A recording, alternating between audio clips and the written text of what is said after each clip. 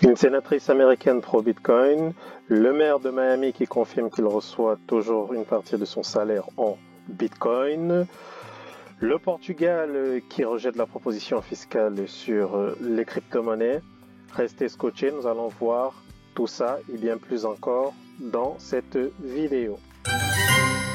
Bonjour et bienvenue sur Allo Crypto, votre chaîne. Sur cette chaîne, nous vous parlons d'investissement, nous vous parlons de crypto-monnaies, nous vous parlons de sécurité de vos crypto-monnaies et nous dénichons également pour vous les pépites. Allo Crypto, c'est cette chaîne sur laquelle nous vous donnons tout ce contenu. Allo Crypto, c'est également cette formation que nous vous proposons et vous pouvez réserver afin d'entrer un peu plus en détail dans la cryptosphère. Donc Allo Crypto, c'est également notre chaîne Facebook notre page Facebook sur laquelle vous pouvez vous abonner. Et cette page Facebook va donc nous servir de support pour pouvoir voir un tout petit peu ce qui s'est passé dans la cryptosphère au cours de ces 24 dernières heures. Bienvenue sur 24 heures crypto. Nous sommes le 26 mai 2022 et la map crypto à 10h est un BTC à 29 679 €, un ETH à 1921, BNB qui est dans les 320 et globalement on est plutôt en alternance entre le vert et le rouge sur les cryptos. Alors le Fear and Greed qui est donc ce graphique qui vous montre un tout petit peu le sentiment du Bitcoin est plutôt aujourd'hui à l'extrême peur. On est à 12, hier on était plutôt à 11. Alors d'autres informations, vous connaissez très probablement pour ceux qui suivent cette chaîne depuis le projet Make a Difference Energy. Alors Make a Difference Energy va lancer son projet de gaz naturel liquéfié au niveau du Suriname. Pour information, Make a Difference Energy est un projet qui va lancer sur la blockchain Pearls, chaîne dont je parle très régulièrement sur cette chaîne. Make a Difference Energy, c'est un portefeuille d'entreprises qui propose des services dans les entreprises plutôt écologiques, qui proposent des services, qui proposent des portefeuilles d'entreprises écologiques. Donc voilà ce que c'est que Make a Difference Energy. Vous pouvez vous rendre sur le site dont je mettrai un lien en description pour comprendre un peu plus. Vous pouvez également rentrer dans ce projet, bien évidemment, comme je vous l'ai tantôt dit, c'est Make a Difference, c'est une venture, donc un incubateur d'entreprises. Ils ont en leur sein plusieurs entreprises qui proposent plusieurs projets différents, soit des projets qui sont dans le gaz naturel liquéfié, dans les batteries, dans des centrales hydroélectriques, des fermes numériques à très haut rendement. Pour plusieurs autres projets, vous pouvez vous renseigner là-dessus sur le lien que vous verrez en description. Alors, autre information de ce jour, il y a une mise à jour de sécurité critique à faire pour tous les utilisateurs de navigateurs Chrome et tous les navigateurs basés sur Chromium tels que Brave, Opera, Edge et autres. Donc, si vous êtes dans ce cas-là, veuillez mettre à jour votre navigateur, votre logiciel en cliquant simplement sur ce lien que j'ai mis. Donc autre chose que je voulais partager avec vous, on a Hex qui se veut être le premier certificat de dépôt sur la blockchain. J'en parle également longuement sur cette chaîne. Figurez-vous qu'il y a une personne qui a stacké 77 millions de Hex pour 30 jours, soit l'équivalent de 5 600 000 $ USD. C'est pas UDS, c'est USD. Alors, que va-t-il se passer après les 30 jours? Est-ce que la personne va déstaker? Si la personne déstake et va rebalancer tous ses Hex sur le marché, alors là, c'est la catastrophe. Le prix du Hex va baisser, mais ce sera une opportunité pour les personnes qui sont là pour le long run. Parce que le projet Hex, c'est un projet à très très forte valeur ajoutée.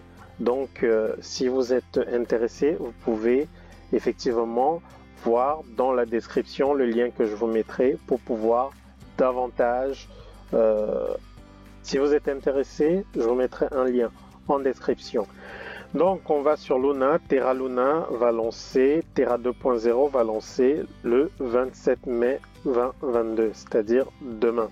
Il y aura bel et bien un airdrop de nouveaux jetons Terra 2.0 à ceux qui avaient plus de 10 000 Terra Luna avant l'implosion de l'UST.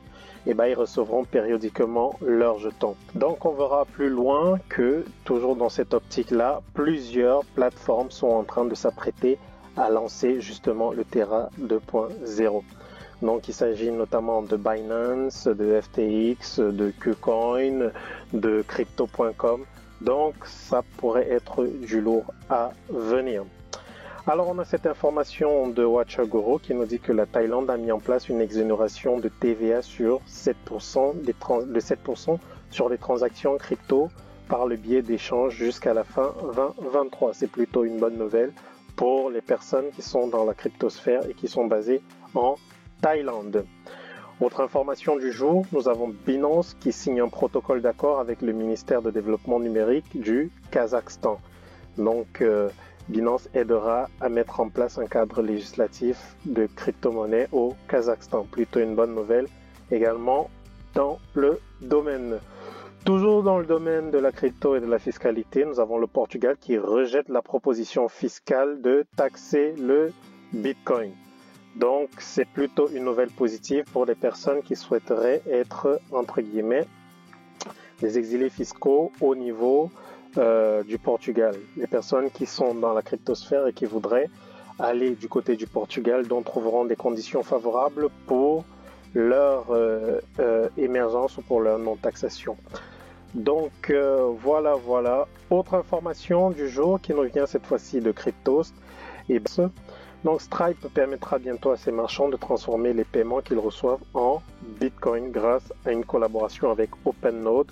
Donc cette fonctionnalité sera instantanée par le biais du Lightning Network.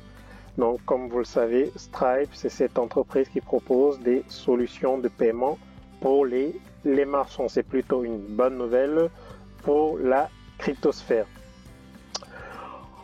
Donc comme je vous l'ai dit plus bas, nous avons KuCoin qui va prendre en charge l'airdrop et la migration du Luna vers Luna 2.0 ou vers Terra 2.0. Nous avons le maire de Miami qui confirme qu'il continue de percevoir une partie de son salaire en Bitcoin. Donc c'est plutôt des nouvelles jusqu'ici positives pour la crypto-monnaie et qui peuvent vous donner, de vous faire globalement une idée générale sur ce que c'est que les crypto-monnaies aujourd'hui et sur l'adoption des crypto-monnaies. Donc nous avons 84% des Américains qui ne croient pas que les investissements Bitcoin sont une menace pour l'environnement. Donc c'est une opinion concernant l'écologie et ce sont des Américains. Toujours aux États-Unis, la sénatrice Cynthia Lummis est pour le Bitcoin.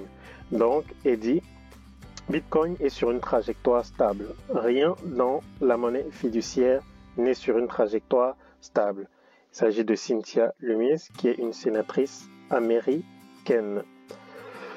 Donc, toujours dans le domaine du Bitcoin, nous avons un homme d'affaires milliardaire, M. Bill Miller, qui considère le Bitcoin comme une police d'assurance contre les catastrophes financières. Et bien les amis, jusqu'ici, c'est que des nouvelles positives. Donc pour les personnes qui ont plutôt peur de la crypto-monnaie et qui ont peur de s'y lancer, on a une succession de nouvelles positives. Et je vous en donnerai comme ça tout le temps, afin que vous puissiez juger et jauger si jamais vous devez vous lancer ou pas dans la crypto-monnaie. Bien sûr, ça reste un domaine où il y a beaucoup de fluctuations et qui peut faire peur à beaucoup de personnes. Donc toujours le Bitcoin Magazine qui dit que les États-Unis ont laissé tomber la réglementation sur le Bitcoin. C'est une information qui vient d'un commissaire de la SEC. La SEC, c'est l'organisme de régulation des monnaies aux États-Unis. Donc voilà les amis, nous avons ici une courbe d'adoption des crypto-monnaies. On aura d'ici à 2024, comme vous pouvez le voir là, environ 1 milliard d'utilisateurs de crypto-monnaies dans le monde. Et d'ici à 2030, donc là on est en 2024, d'ici à 2030, on aura environ 3,7 milliards d'utilisateurs de crypto-monnaies dans le monde. Donc si vous y lancez aujourd'hui, vous êtes parmi les premiers encore. Donc aujourd'hui, on est un peu moins de quelques millions à utiliser les crypto-monnaies dans le monde. Et ce graphique est comparativement au graphique de l'utilisation d'Internet dans le monde entre 1992 et 2006. Donc on avait plutôt des débuts assez timorés et vers les années 2000, il y a eu une accélération. Cette accélération a commencé d'ailleurs vers les années, on va dire vers les années 97, avec 100 millions d'utilisateurs et on a atteint le milliard d'utilisateurs en 2006 et aujourd'hui on est à plusieurs milliards d'utilisateurs d'Internet dans le monde. Et donc on pense que la crypto-monnaie suivra probablement le même scénario. Donc voilà les amis. Autre information, nous avons les frais de transaction sur la blockchain Ethereum qui sont tombés au plus bas depuis juillet 2021. Donc on se situe autour de 2,5 $ par transaction. Pour ceux qui sont habitués à ces transactions-là, vous savez que ces transactions ont été d'environ entre 47 et 200 $ pour la transaction sur la blockchain Ethereum. C'est juste hors de prix. Et bien la Pulse Chain qui va lancer dans je ne sais pas combien de temps, Richard Hart le sait. Donc la Pulse Chain a pour objectif d'être un layer 1 pour permettre justement de réduire de façon drastique les frais d'Ethereum. Et donc nous avons, comme je vous le disais plus bas, plusieurs plateformes qui se positionnent pour le lancement de Terra 2.0. Nous avons donc L-Bank qui s'est positionné également pour le lancement du Terra 2.0 et de son airdrop. À côté de cela, donc, nous avons également le géant Binance qui est tout simplement la plus grande plateforme au monde d'exchange, le plus gros exchange au monde qui se positionne également pour la distribution des jetons Terra Luna 2.0. Donc les amis, voilà pour les informations. Une autre, la Banque mondiale déclare qu'elle ne soutiendra pas le projet d'île Bitcoin de la République centrafricaine. Pourquoi? Je ne sais pas. Il faudra regarder du côté de la Banque mondiale. Toujours est-il que cela entraînera des répercussions assez négatives pour ce pays qui se veut être un pays numériquement assis, un pays qui est pro-Bitcoin.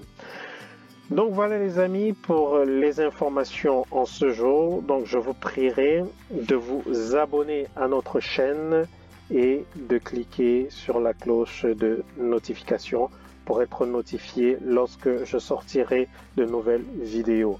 Le monde de la crypto-monnaie, ça bouge beaucoup et vous devez avoir les informations en temps réel pour pouvoir vous positionner. Je vous remercie de votre aimable attention. Abonnez-vous sur notre chaîne YouTube. Abonnez-vous sur notre chaîne Facebook. Rejoignez-nous sur Twitter et sur Telegram. Nous vous disons merci et à très bientôt. Au revoir.